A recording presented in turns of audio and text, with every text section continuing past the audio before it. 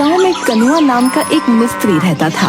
साल के बाकी समय तो उसके पास काम सही चलता था, लेकिन बारिश के आते ही उसका पूरा काम ठप पड़ जाता था, जिसके कारण उसकी पत्नी नक्को उससे बहुत नाराज होती थी। घर में खाने को कुछ भी नहीं है, कुछ लाओगे या भूखा मारने का इरादा है? अरे ये कैसे बोल रही हो तुम हैं? तुम्हारे तो मुंह से आग बरसती रहती है हर समय। जब पेट खाली होता है तो मुंह से आग ही बरसती है, फूल नहीं बरसते। अरे अब मैं क्या करूं हैं? जब बारिश शुरू होते ही मेरा काम बंद हो जाता है तो मैं क्या करूं बताओ? तो ऐसा काम ढूंढो ना जो 12 मास चले। घर से निकल जाओ और जब तक कोई काम ना मिले वापस ना आना। अरे ना करो, जाकर कोई काम ढूंढो और खाने के लिए कुछ लेकर आओ। अगर खाली हाथ वापस आए तो मैं तुम्हें खा जाऊंगी। कनुआ काम ढूंढने के लिए घर से निकल जाता है। वो भटकता रहता है पर उसे कहीं भी काम नहीं मिलता। तभी उसे एक आदमी दिखता है जो थका हारा कहीं से आ रहा होता है। अरे तुम क्या काम करते हो भैया? मैं तो लोगों के घरों में नौकर का काम करता हूँ। क्यों, क्या हुआ? नहीं कुछ नहीं हुआ। मुझे बस ये पूछना था कि ये अच्छा काम है ना? अगर तुम मेहनत करने वाले आदमी हो तो ये अच्छा काम है, और सबसे अच्छी बात तो ये है कि ये काम कभी बंद नहीं होता। यहाँ तक कि किसी के मरने पर भी काम बंद हो जाते हैं, लेकिन ये काम और उल्टा बढ़ जाता है। ये सब सुनकर कनुआ भी नौकर बनने की ठान लेता है। वो बिरजू और मुन्ना लाल के घर काम करने लगता है। धीरे धीरे वो अपनी मेहनत और ईमानदारी से सबका भरोसा जीत लेता है। कनुआ, तुम सचमुच बहुत मेहनती हो। तुम्हारे बिना हमारा काम नहीं चल सकता। धन्यवाद मालिक, ये तो मेरा कर्तव्य है। बिरजू के घर से निकलकर वो मुन्ना लाल के घर जाता है। कनुआ, तुमने हमारे सारे काम बहुत अच्छे से संभाल लिए हैं। तुम्हारी वजह से हमें कोई चिंता नहीं होती। धन्यवाद भाभी जी, आप खुश तो हम भी खुश हैं। इन दोनों घरों में ईमानदारी से काम करने से उसे तारीफ तो भरपूर मिल रही थी, मगर बहुत अच्छा पैसा नहीं मिल रहा था, जिस वजह से उसकी पत्नी अभी भी उससे नाराज रहती थी। अब तुम्हारा मुंह क्यों फूला हुआ है? दो घरों में काम करते हो और लेकर क्या आते हो ये जरा से सिक्के? इनका क्या मैं अचार डालूं? अरे जो मेहनताना मिलता है वही तो लेकर आऊंगा ना, या उनके घर में डाका डाल दूं? मुझे नहीं पता, कुछ भी करो, अच्छा कमा कर लाओ, वरना मैं अपने मायके चली जाऊंगी। कनुआ अपनी पत्नी से बहुत प्यार करता था, वो उससे दूर नहीं रह सकता था, इसलिए वो ज्यादा पैसे घर लाने के लिए एक युक्ति लगाता है। मालिक, मुझे एक बात कहनी थी। हाँ बोलो कनुआ, क्या बात है? मालिक, मैंने सुना है कि मुन्ना लाल साहब ने आपके कपड़ों की नकल करके उन्हें सस्ते दामों में बेचना शुरू कर दिया है। क्या मुन्ना लाल ऐसा कैसे कर सकता है? मेरे कपड़े की नकल? जी मालिक, ये सच है। वो कह रहा था कि आपके कपड़े अब नहीं बिकेंगे, क्योंकि उसने वैसे ही कपड़े सस्ते में बेचने शुरू कर दिए हैं। बिरजू इस बात से बहुत नाराज हो जाता है। इसके बाद कनुआ मुन्ना लाल के घर जाता है। साहब, मैंने सुना है कि बिरजू साहब ने आपके ग्राहकों को ये कहकर लुभाना शुरू कर दिया है कि आपके कपड़े तो घटिया हैं। क्या बिरजू ऐसा कैसे कर सकता है भाई? वो तो मेरा दोस्त जैसा है। क्या बताएं साहब, आजकल पता नहीं चलता कि कौन दोस्त है कौन दुश्मन है। मैंने खुद सुना है, वो कह रहे थे कि आपके कपड़े किसी के लायक नहीं है और लोग अब उनके पास ही आएंगे। मुन्ना लाल भी इस बात से बहुत नाराज हो जाता है। दोनों के बीच तनाव बढ़ने लगता है। कनुआ अब उनकी पत्नियों के बीच भी आग लगाने की योजना बनाता है। भाभी जी, चांदनी भाभी कह रही थी कि आपका पहनावा बहुत खराब है और आपकी चुनी हुई साड़ियाँ पुरानी जैसी लगती हैं। क्या चांदनी ऐसा कैसे कह सकती है? मैं उसे दिखाऊंगी कि असली पहनावा क्या होता है। बड़ी आई। भाभी जी, सरिता भाभी कह रही थी कि आपकी साड़ियाँ देखकर ऐसा लगता है जैसे कि मछली बेचने वाली की साड़ी हो। मुझे पता ही था कि वो मुझसे जलती है, जल कुकड़ी कहीं की।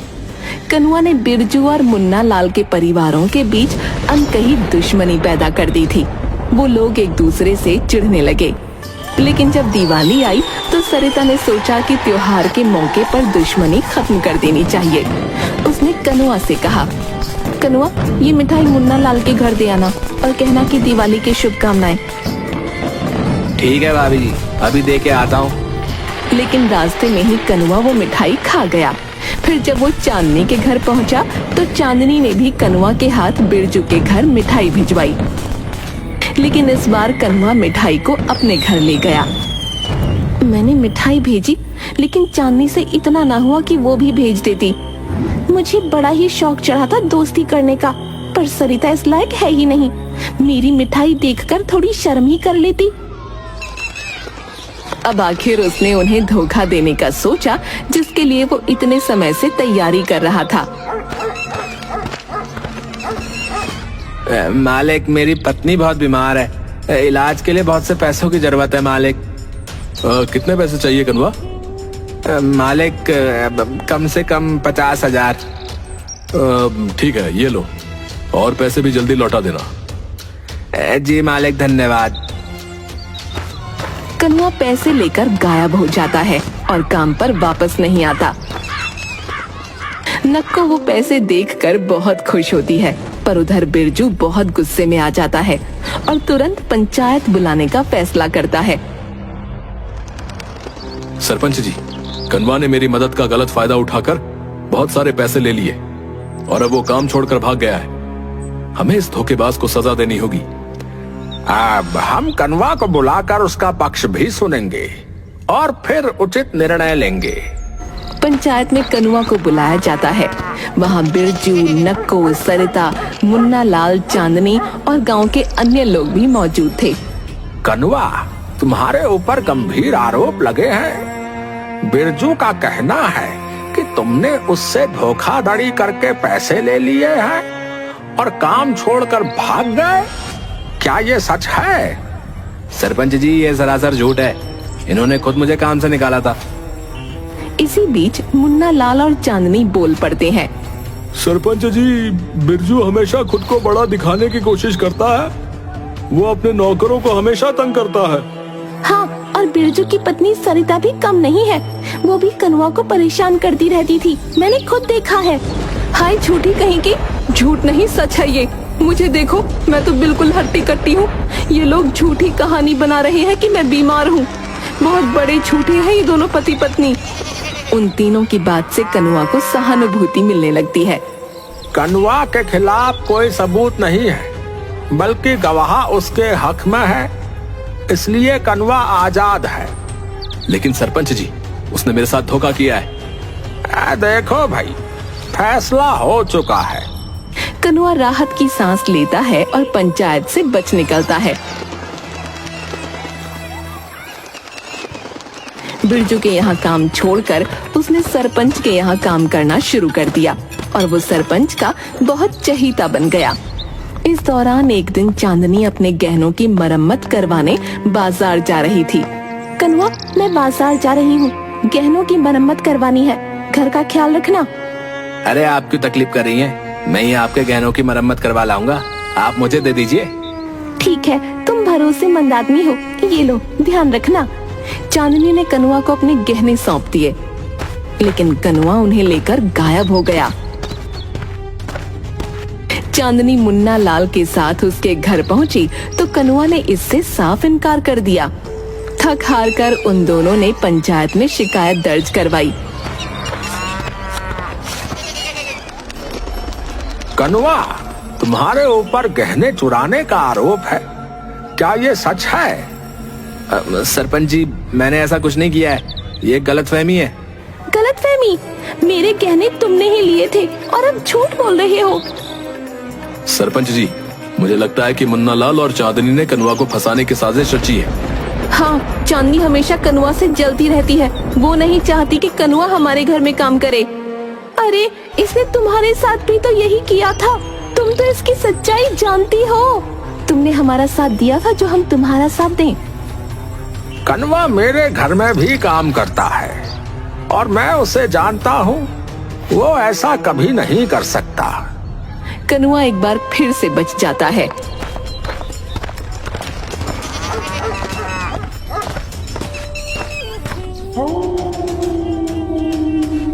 आपने तो कमाल कर दिया। अब हमारे पास बहुत सारे पैसे और गहने हो गए हैं। चलो अब हम लोग शहर चलकर रहते हैं। चलो चलेंगे, शहर भी चलेंगे, लेकिन उससे पहले एक बड़ा हाथ तो मार लो। एक ऐसा बड़ा हाथ? सरपंच के घर। कनुआ सरपंच के साथ धोखा नहीं करना चाहता था, लेकिन नक्को के बल देने पर वो राजी हो जाता है। वो कागज बनवाता है जिसमें लिखा होता है कि सरपंच की सारी जायदाद कनुआ के नाम है और उस पर सरपंच की मुहर लगवा लेता है। सरपंच जी, ये राशन का कागज है, इस पर जरा अपनी मुहर लगा दीजिए तो मुझे आसानी से राशन मिल जाएगा है। हाँ हाँ, ये लो। मुहर लगते ही कनुआ के तेवर बदल जाते हैं और वो सरपंच को घर से बाहर निकाल देता है। अब तू पागल हो गया है क्या कनुआ? है ये क्या कर रहा है? आपने अपने हाथों से अपनी सारी जायदाद मेरे नाम कर दी है। ये घर अब मेरा है, इसीलिए फौरन यहाँ से निकल जाओ, समझ गए? धोखेबाज कहीं के। इसका मतलब मुन्ना लाल और बिरजू सही कह रहे थे, तूने उन्हें भी धोखा दिया है। जाओ और जहाँ जाकर शोर मचाना मचाओ, मेरा दिमाग मत खाओ, समझे? अब सरपंच अपने लिए पंचायत बुलाता है, लेकिन बिरजू और मुन्ना लाल दोनों ही उसका साथ देने को तैयार नहीं होते। अब हम में से कोई तुम्हारा साथ नहीं देगा सरपंच, तुम्हें अपने ही कर्मों की सजा मिली है। सही कह रहा हो बिरजू, इस सरपंच ने हमेशा गलत फैसले लिए हैं। नहीं, ये समय लड़ने का नहीं है। अगर हम लोग आपस में लड़ते रहेंगे तो ये कमीना कनुआ हमेशा लोगों को धोखे से बेवकूफ बनाता रहेगा। सही कहा तुमने सरिता, हम दोनों के साथ जो हुआ सो हुआ, पर अब इस धोखेबाज को सजा मिलनी ही चाहिए। वो चारों मिलकर कनुआ के खिलाफ गवाही देते हैं। सरपंच अपनी बात भी सबके सामने रखता है और आखिरकार कनुआ को पकड़ लिया जाता है। ये कागजात अभी के अभी मुझे वापस कर दो, और दूसरा जो तुमने बिरजू के पैसे लिए और मुन्ना लाल के गहने हड़पे, उन्हें भी वापस कर दो, और अब तुम्हें आजीवन कारावास दिया जाता है। नहीं नहीं, ऐसा ना करो, मेरे पति को छोड़ दो। आपके चिल्ला रही है कमीनी है?